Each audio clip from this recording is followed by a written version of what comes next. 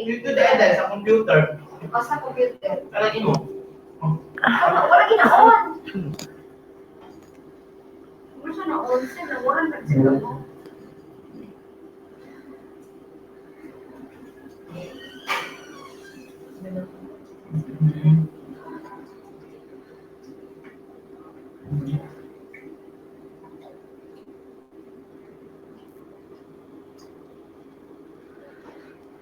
Oh my God.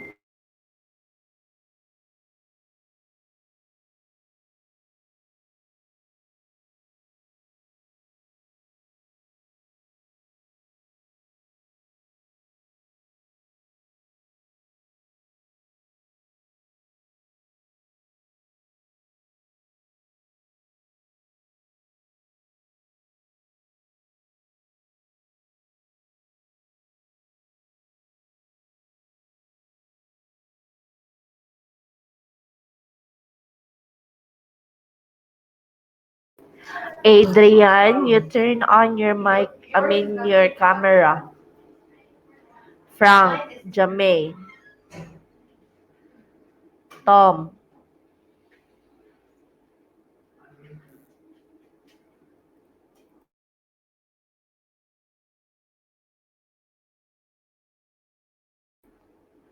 Lumipat ka sa ibang Adrian.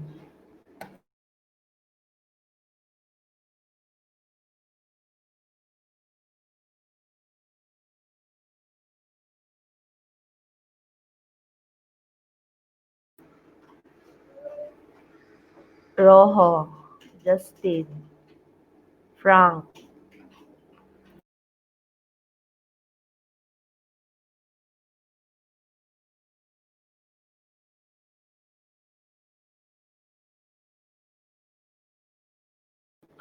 Justin, Frank.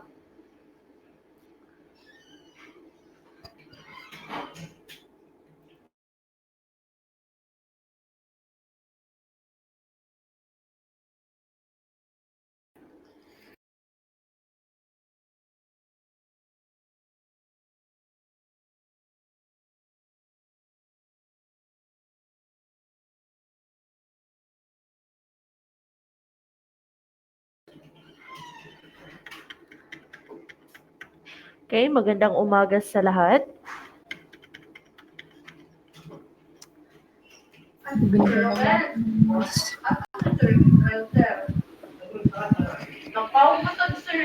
Gandang umaga din, binibining binilayo.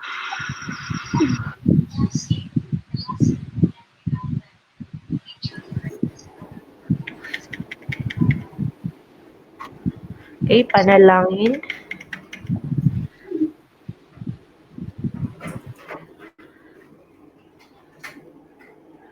Sino ang manalangin ngayon? Dili ang kanang monitor sa Takulan. Okay. Sa ngalan ng Ama, ng Anak, Espiritu Santo. Amen. Ama namin, sumasalangit ka, sambahin ang ngalan mo, pagpasa amin ang kaharian mo. Sundin ang loob mo dito sa lupa para ng sa langit.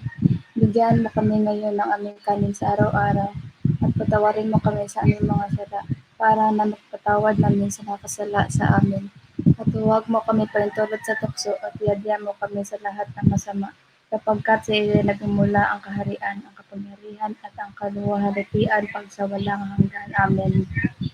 Sa ngalan ng Ama, ng Anak, Ng Anak, ng Espiritu Santo. Amen. Okay? Muli, magandang umaga sa inyo lahat.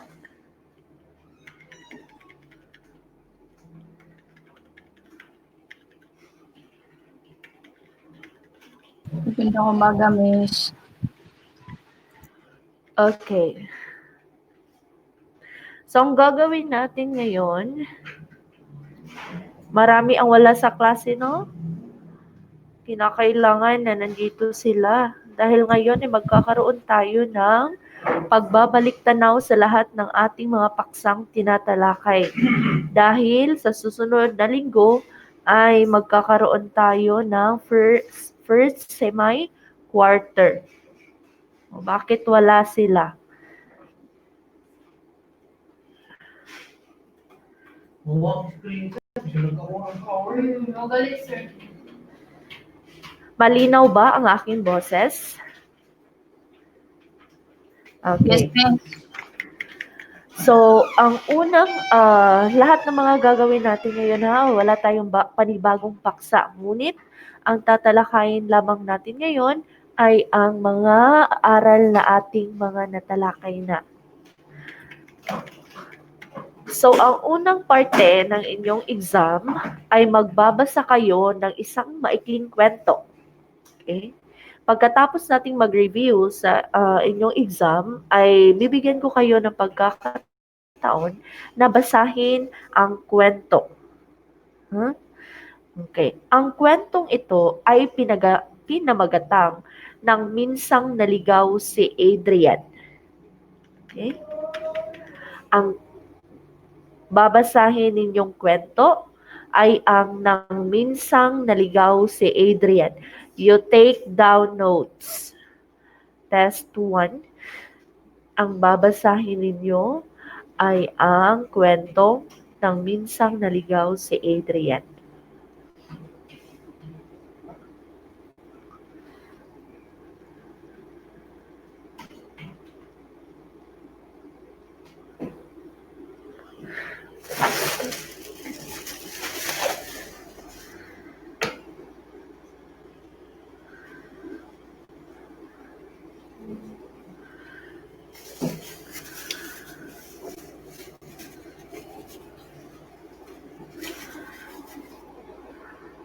Okay.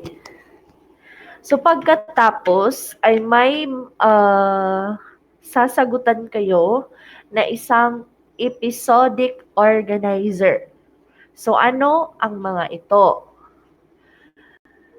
So ang gagawin ninyo ay titingnan ninyo sa simulang bahagi ang kwento. So ano ang pinakasimula ng kwento at pagkatapos ay ang mga pangyayari sa simulang bahagi ng kwento ay iugnay ninyo sa kasulukuyang panahon natin ngayon.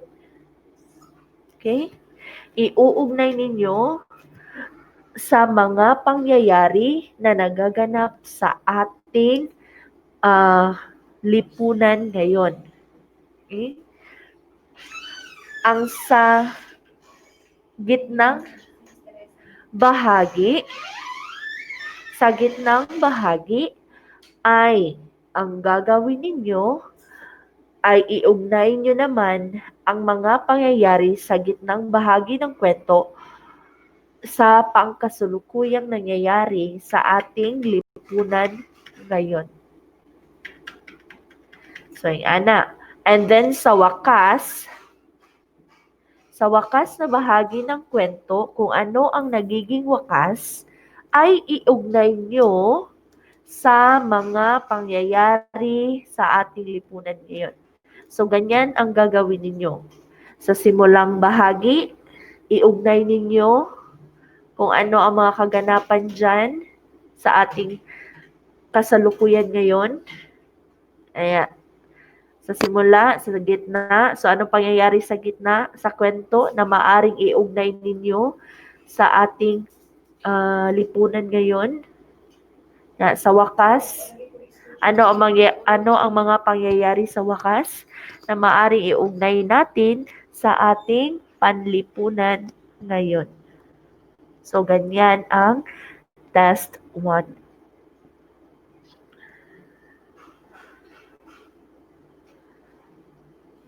Okay. Test 2. Test 2, ha? Okay. Ang test 2 ay kagaya ng inyong pasulit. Mga denotatibo at konotatibong salita. Pariha kagaya ng inyong pasulit na mayroong table. Sa gitna ay ang mga salita. And then sa unang bahagi ng talahanayan ay denotatibong kahulugan. And then sa kabilang bahagi ay ang konotatibong pagpapakahulugan ng salita na nasa gitna. Same sa inyuhang quiz. Nakasabot ra? Paspas ra or sakto ra? Okay. Sana ha. Test 2. Table. Sa gitna, mayroong mga salita. And then, sa kabilang bahagi ay mayroong denotatibong kahulugan. Sa pikas ay ang konotatibong kahulugan. Yan ay ang test 2.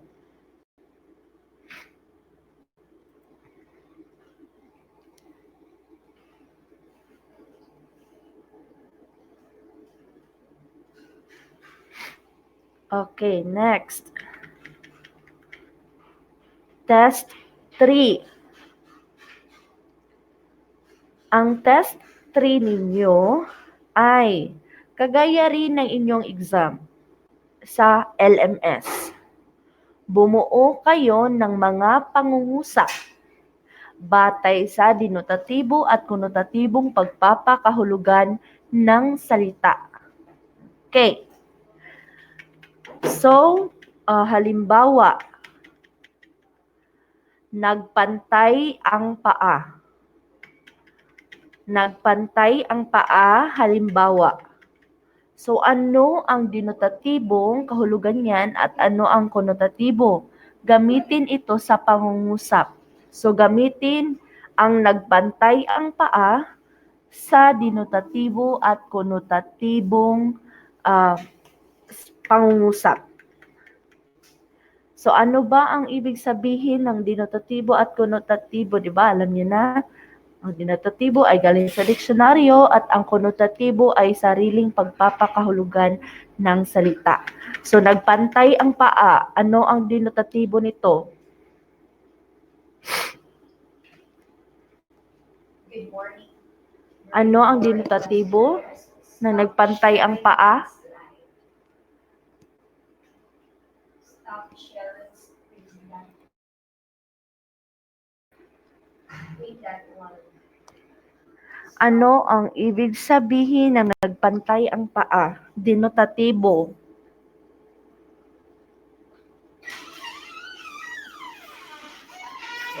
Hikari. Ano ang ibig sabihin ng nagpantay ang paa, hikari? Denotatibo. So okay ba, me? Denotatibong pagpapakahulugan, nagpantay ang paa? Pantay ang paa. O, pantay ang paa. Simple as that. So, ang konotatibo ng nagpantay ang paa, ano ang ibig sabihin niyan?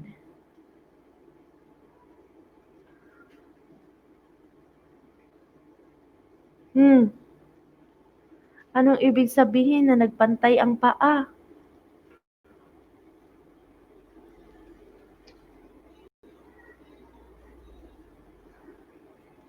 Tanhay, anong ibig sabihin tanhay? Hindi ko alam, miss. Huh? How about you, Roho? Nagpantay ang paa, Roho. Equal, miss. Konotatibo. Pantay-pantay, miss. That's denotatibo.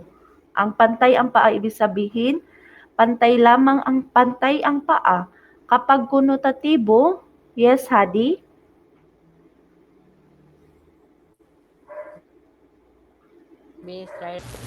Nagparaw.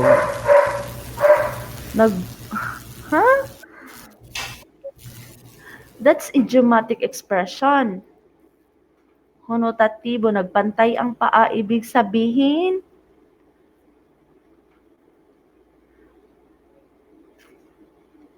hindi nyo alam kung ano ang ibig sabihin na nagpantay na ang paa sa konotatibong pagpapakahulugan? Ang konotatibong pagpapakahulugan ng pantay ang paa ay namatay na.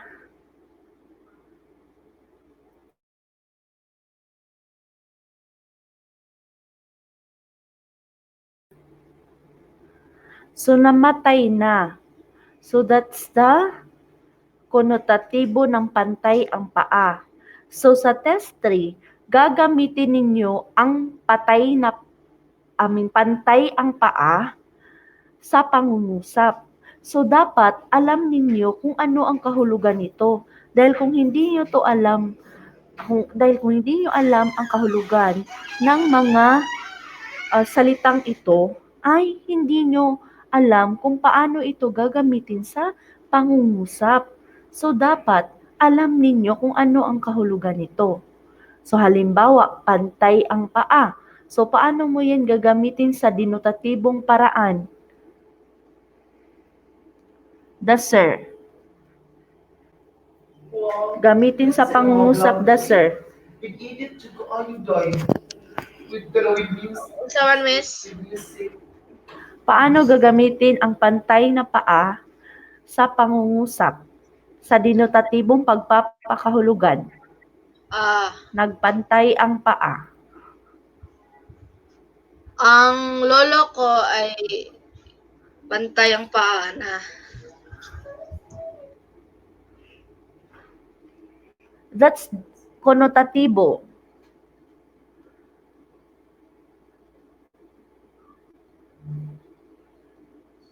Ang ibig mong sabihin, the sir, that's konotatibong pagpapakahulugan, the sir. Konotatibo dito, miss.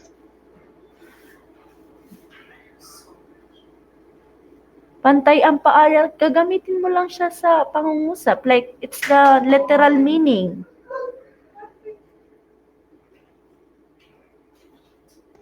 Ang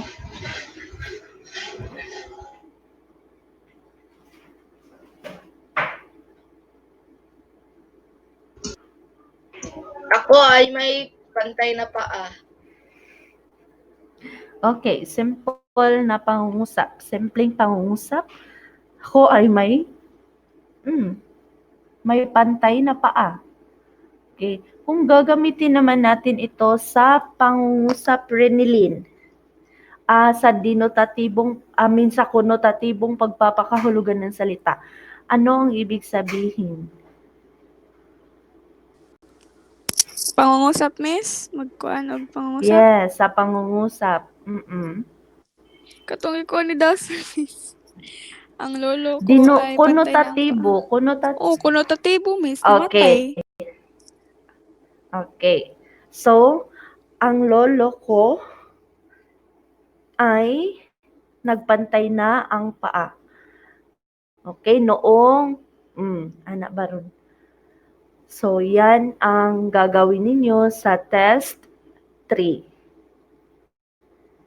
So, dapat alam ninyo ang mga kahulugan ng mga salita. Okay, another example. Pusang itim. Bling ka sa tinuha doy.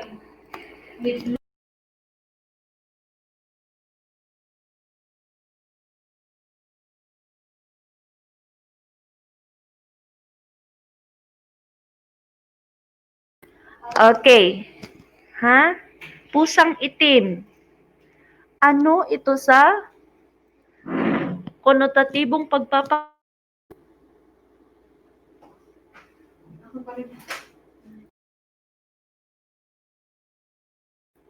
dugho? Diyan Dugho, anong ibig sabihin ng pusang? Oh, that's the denotatibo. So how about kapag ito ay nasa konotatibong pagpapakahulugan ng salita? Malas. Malas, miss. Okay, malas or Kuan, miss. ano Jamay? May balak. Ayamot. okay, may mga masamang pangyayaring maganap o mga ganyan.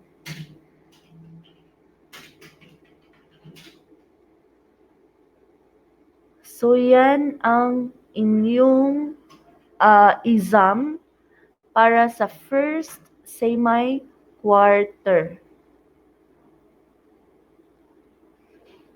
Mauna to tanan, miss.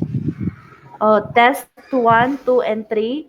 Dahil dalawa, di ba? Dalawa pa ang ating natatalakay. Una ay ang katong panitikan sa Timog Silangang Asya. And then, pangalawa ay ang konotatibo at denotatibo. So, yan lang ang ating yan lang ang mga paksa na kabilang sa inyong exam. So, simple lang. Nakapasa, So, yan lang mga katanungan patungkol sa ating exam. So, yan lang ha.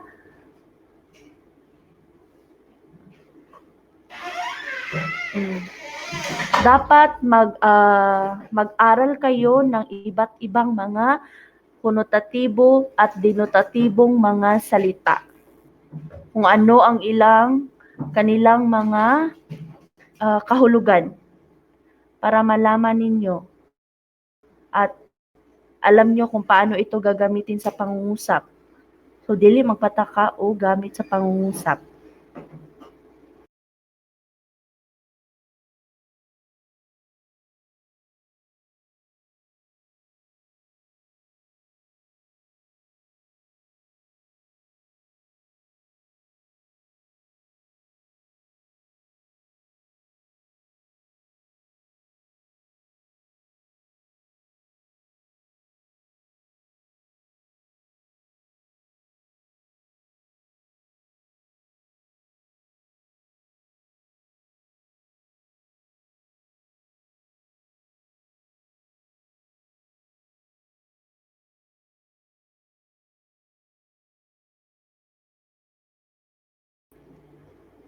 Nakapasa na lahat ng inyong mga pasulit sa LMS, mga gawain. Dapat lang ha, dapat nyong ipasa lahat ng inyong mga gawain o mga pasulit sa LMS.